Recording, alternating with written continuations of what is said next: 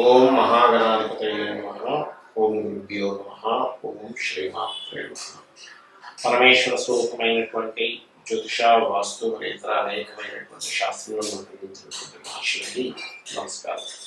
హయగ్రీవ హయగ్రీవ హయగ్రీవేద్యో హేత్తస్సనిసనసమాని జగన్యా ప్రవాహం అరుణాం కరుణాతరంగితాక్షీం దుర్గపాశాంకుశపుష్పబాణచాపాం అనిమాదివిరావృతాం మయూకైః అహమిత్యేవ విభావయే భవాని. శ్రీమాత్రే నమః.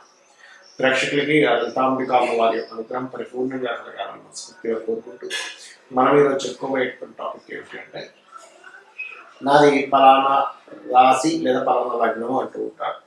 అంటే నేను ఇప్పుడు చెప్పబోయేది లగ్నం నుంచి చూసుకుంటే, లగ్నం తెలియని వారు రాశి నుంచి చూసుకోవచ్చు. అలాంటి వారికి చతుర్థాధిపతి అంటారంటే 4వ స్థానాధిపతి జ్యోతిష్ శాస్త్రజ్ఞ.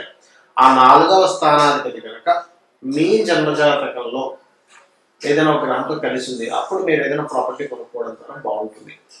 అలా కాకుండా కలవకూడనటువంటి గ్రహంతో కలుస్తాయి కొన్ని. అంటే ఎలా అంటే, చిన్న ఎగ్జాంపుల్ చెప్పాలంటే, నీరు నిప్పు కలవదు కదా.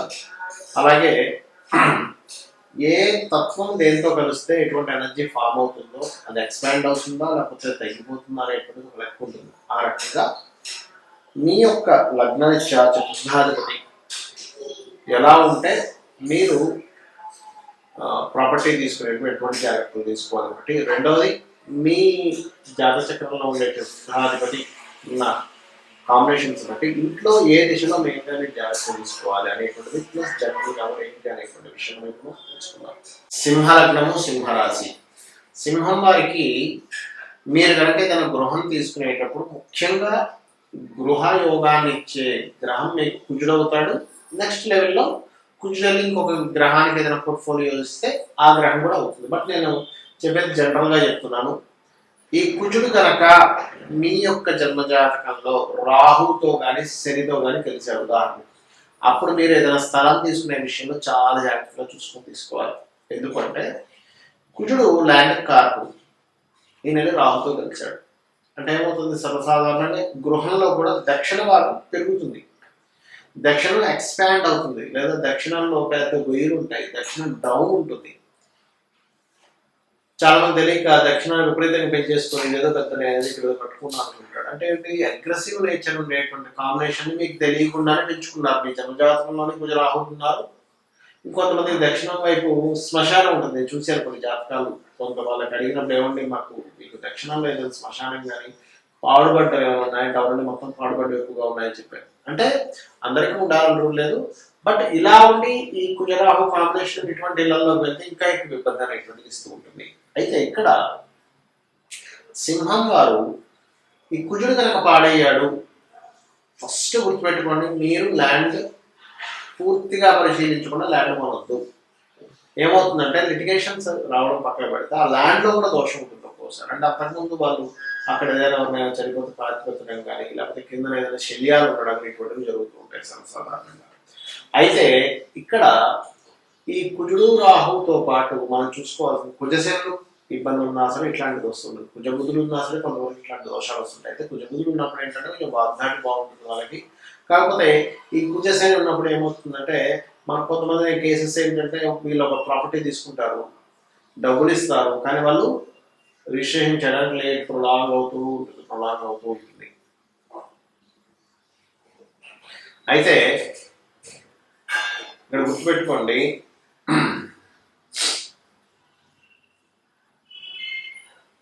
మీరు గనక ఈ కుజుడు రాహుతో కలుస్తానేటువంటిది మనం ప్రధానంగా మాట్లాడుకుంటున్నాం కాబట్టి, ఎందుకంటే మోస్ట్ డేంజరస్ కాంబినేషన్ అది ఉన్నప్పుడు సాధారణంగా యాక్సిడెంట్ ప్రోన్స్ కూడా జరుగుతాయి. అయితే ప్రతిసారి జరగాలని రూల్ లేదు. 4-8 కాంబినేషన్ కూడా రావాలి. 1-4-8 కాంబినేషన్ కూడా వస్తేనే యాక్సిడెంట్ ప్రోన్ అవుతుంది. అదర్వైజ్ మీరు యాక్సిడెంట్ అవుతుందని భయపడాల్సిన పని లేదు, గుర్తుపెట్టుకోండి. అయితే ఇక్కడ ఈ యొక్క కుజగ్రహం గనక మీకు పాడయ్యడం, దీనికి పరిహారం ఏమిటి? ఒకటి, దక్షిణం పెరగకుండా చూసుకోండి. దక్షిణం కొంతమంది విపరీతంగా పెరుగుతుంది, దాన్ని కొంచెం గోడ కట్టాటం పెట్టుకోండి. ఆ స్థలాన్ని వేరేగా ఇంకొక కన్స్ట్రక్షన్ అలా చేసుకోండి. దక్షిణం డౌన్ ఉండదు చూసుకోండి. చాలా మందికి ఏంటంటే ఉత్తరం ఎత్తు ఉంటుంది, దక్షిణం డౌన్. అలాంటప్పుడు కూడా ఈ కుజ ప్రభావం ఎక్కువగా ఉంటుంది.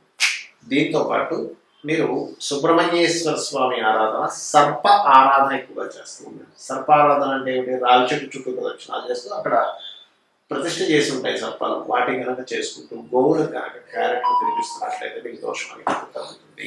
చాలా మందికి గృహము అనగానే ప్రతిసారి తూర్పు మంచిది లేదా ఉత్తరం మంచిది, దక్షిణం పడమర మంచిది కాదు అనుకుంటున్నారు. అది పూర్తిగా తప్పు. వాస్తు శాస్త్రంలో ఎక్కడా కూడా, సంస్కృత గ్రంథమైనటువంటి విశ్వకర్మ ప్రకాశిక అనేటువంటి గ్రంథంలో ఎక్కడా కూడా ఈ దిశలు మాత్రమే మంచివి, ఈ దిశలు మంచివి కాదు అనేటువంటి లేదు. ముందుగా గుర్తుపెట్టుకున్న పాయింట్ నెంబర్ 1.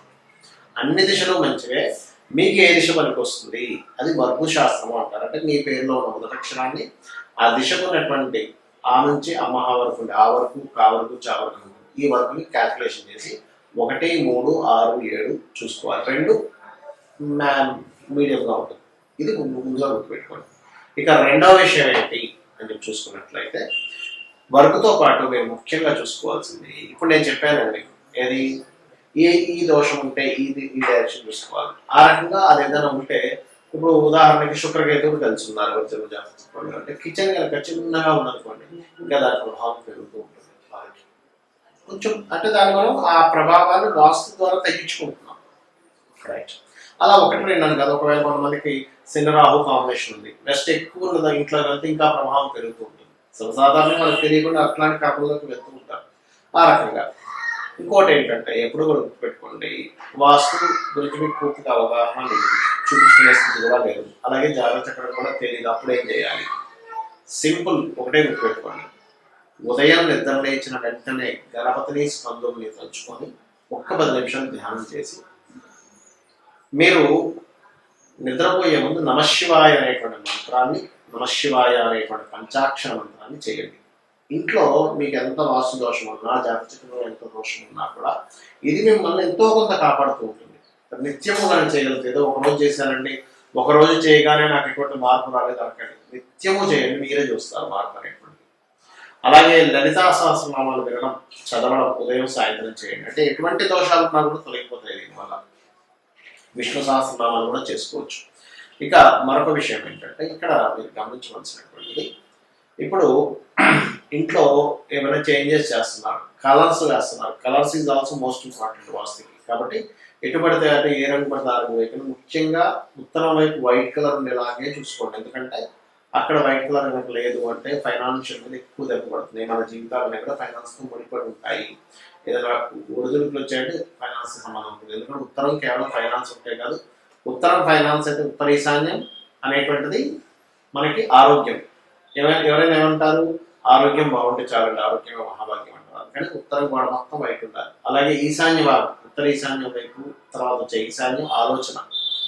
ఇటువైపు చూసుకుంటే ఉత్తర వాయువ్యము, వాయువ్యం వైపు మనం చూసుకుంటే ఇదంతా వైటే ఉండాలి. వాయువ్యం నుంచి ఈశాన్యం వరకు మొత్తం వైటే ఉండాలి, గుర్తుపెట్టుకోండి. ఈ వాయువ్యం కూడా ఆరోగ్యాన్ని చెప్తుంది, మనస్థితిని చెప్తుంది. ఉత్తర వాయువ్యం అనేటువంటి భార్యాభర్తల మధ్య ఉండేటువంటి కలయికను కూడా చెప్తుంది. కాబట్టి ఇవి మెయిన్గా డిస్టర్బ్ అవ్వకూడదు. కాబట్టి ఇక్కడ వైట్ ఇలా చూసుకోండి. అలాగే మరొక విషయం ఏంటంటే, వాస్తుపరంగా కానీ జాతకపరంగా కానీ మీకు ఎన్ని పూజలు చేస్తున్నా అవ్వట్లేదు అంటే దాని అర్థం ఏమిటి అంటే, మీకు దేవతా అనుగ్రహం సరిపోయింది. అక్కడ ఎన్ని పూజలు చేస్తున్నా మీకు పనులు ముందుకు కావట్లేదు అంటే ఇంకా కావాల్సిన పితృదేవత అనుగ్రహం కావాలని మీరు అర్థం చేసుకోవాలి. అంటే ఎక్కడో తాతలకు, ముత్తాతలకు, తండ్రిగా గతించినట్టు వారికి అందాల్సినటువంటి సరిగ్గా అందట్లేదు. అప్పుడు మీరు ఏం చేయండి అంటే, అమావాస్య నాడు మీరు స్వయం పాకము అంటారు. ఆ స్వయం పాకం ఇస్తూ ఉండండి. అమావాస్యకి బియ్యము, 2 రకాల కూరగాయలు, 2 రకాల పప్పులు, మిరపకాయలు, ఉప్పు, ఇటువంటి ఉల్లిపాయలు దానం ఇవ్వకూడదని గుర్తుపెట్టుకోండి, ఇవ్వాలి. అలాగే మరొక విషయం ఏంటంటే, ఇప్పుడు నేను చెప్పినటువంటివి ఏవైతే ఉన్నాయో, ఈ వాస్తుపరంగా చెప్పినటువంటిది ఏదైతే ఉందో, ఇందులో మీకు గనక మీ జన్మజాతకంలో అద్భుతమైనటువంటి ధనయోగ దశ నడుస్తుంది. ఇది పెద్ద ఇబ్బంది ఇవ్వదు, గుర్తుపెట్టుకోండి. నీచభంగ రాజయోగం, విపరీత రాజయోగ దశ నడుస్తున్నాయి, ఏమీ ఇబ్బంది ఉండదు. అంటే అలాగా ఆల్రెడీ ఆ వ్యక్తికి 1,00,000 వస్తుంది అనుకోండి, ప్రతి నెల ఒక 10,000, 20,000 ఎక్స్ట్రా ఖర్చు అనేటువంటి పెద్ద బడ్డన్ కాదు. అలాగే మీకు పెద్ద యోగం మీ జన్మజాతకంలో ఉన్నప్పుడు ఈ చిన్న చిన్న దోషాలు మిమ్మల్ని ఇబ్బంది పెట్టడం. నేను మీకు ఇది ఎందుకు చెప్తున్నానంటే, ఇది ఇదేదో దీనివల్ల ఇబ్బంది వస్తుందని కూడా భయపడకండి. మీ జాతచక్రంలో పెద్ద యోగం నుండి చిన్న చిన్న విషయాలు ఇబ్బంది పెట్టవు. సో ఇవి తెలుసుకొని మీ యొక్క జీవితాన్ని ఆనందమయం చేసుకుంటారు కోరుకుంటూ శ్రీమాత్రే.